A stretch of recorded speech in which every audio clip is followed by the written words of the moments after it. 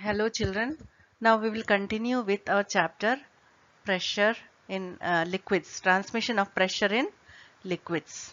Okay, so we had seen about how in solids pressure is exerted. Okay, now we will be discussing about how the pressure transmits in liquids. For this we have to study a law which is called Pascal's law.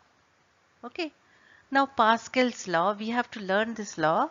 First let us understand by breaking it.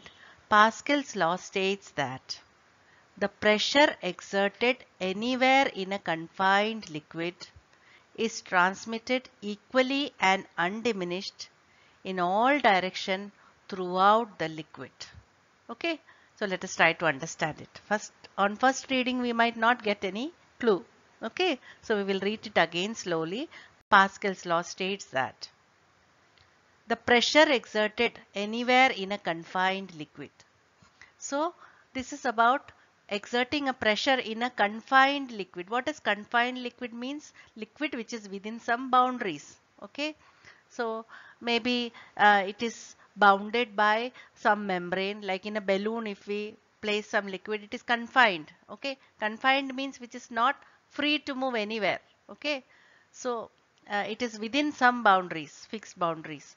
So pressure exerted anywhere in a confined liquid. So when we apply pressure at a point in a confined liquid, suppose we are pressing a balloon, okay, uh, filled with water. So when we are applying a pressure, this pressure is transmitted, this pressure will go forward equally and undiminished. That means it is going equally. Whatever pressure we apply here, the same pressure will reach the other end in all direction. And undiminished, that means without being less anywhere. Same pressure. If I am applying a pressure of 10 Pascal to the other end also, how many pascals will reach? 10 Pascal pressure will reach the other end. So equally and undiminished in all directions throughout the liquid. That means throughout the liquid, the pressure will be transmitted. So we will read this again. Pascal's law states that the pressure exerted, where are you exerting the pressure? We are applying it at a point in a confined liquid. The liquid is within boundaries. Is transmitted equally. So this pressure is transmitted, this same pressure goes equally without being diminished anyway, that is without being less. It goes with the same amount in all direction and throughout the liquid, that is the all over the liquid. So here there is an experiment which demonstrates Pascal's law. So let us see what is here shown here. There is a glass flask. Okay, this is a round flask here which we are taking, and see, this is a glass flask, and here there are some holes here on this. There are some small holes, and there is a piston.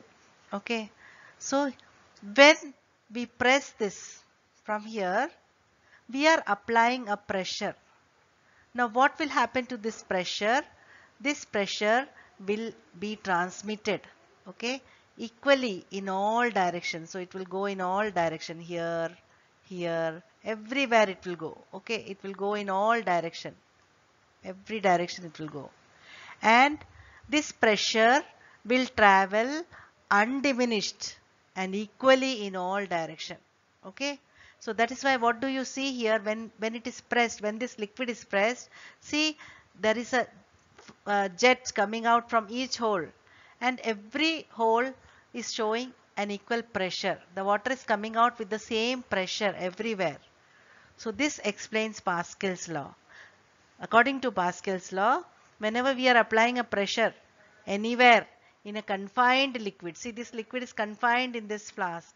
So what happens? This pressure is transmitted equally and undiminished in all direction throughout the liquid. So it goes everywhere, and all the liquid, from everywhere, the liquid comes out with the same pressure. So you apply some pressure here, the same pressure you will get at all points in the liquid. So this is about Pascal's law. Now we come to the principle of hydraulic machine. So hydraulic machines are all based on this Pascal's law only. So What is the principle of hydraulic machine? It is that a small force applied on a smaller piston is transmitted to produce a larger force on the bigger piston. Okay, so let us see that here in hydraulic machines there are two pistons. Okay, one is a small piston and another is a large piston. So when we apply a small force on the smaller piston, then we get a larger force on the bigger piston. So with a small force, we can get a large force. So this is what hydraulic machines do. So let us just try to understand what is the meaning of all this. So here we can see, I'll just take the pen. Okay, here we can see there are two pistons. Okay, so this is the smaller one and this is the larger piston. So here, suppose I am applying a force of 10 Newton. Okay, I am applying a force of 10 Newton. And suppose the area of this piston, because it is small, I will just write, let it be 1 meter square. Okay. Now if the area of this piston on the other side, that is a large piston, is 100 meter square. So I want to know how much force I will get here. Okay. So I am applying 10 Newton. So 10 Newton, how much will I get at this end? Okay. Now let us try to understand it on the basis of Pascal's law. So what does Pascal's law says? It says that when we apply pressure on one end of a liquid, anywhere in a confined liquid, so I am applying a pressure here, then this pressure will be transmitted equally throughout the liquid. So the same pressure I will get here. So that means pressure at the smaller piston, I'll write PS. Okay, pressure at the smaller piston and pressure at the larger piston will be the same. The pressure will be the same. Okay, so don't get confused. Force is not the same. The pressure will be the same. So what is the pressure on the smaller piston? So I say pressure is equal to force upon area. So 10 by 1. So here the pressure is 10, that is force, by area. So I will just see. So that should be the same pressure on at this end. The pressure should be the same here. So what is the pressure here? It is F2 by A2. So F2 I don't know how much force. I am trying to find out how much force I can get.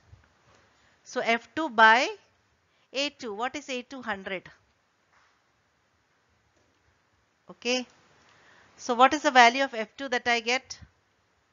F2 is equal to, solve, I am getting 1000 Newton. So what is F2? F2 is equal to 1000 Newton.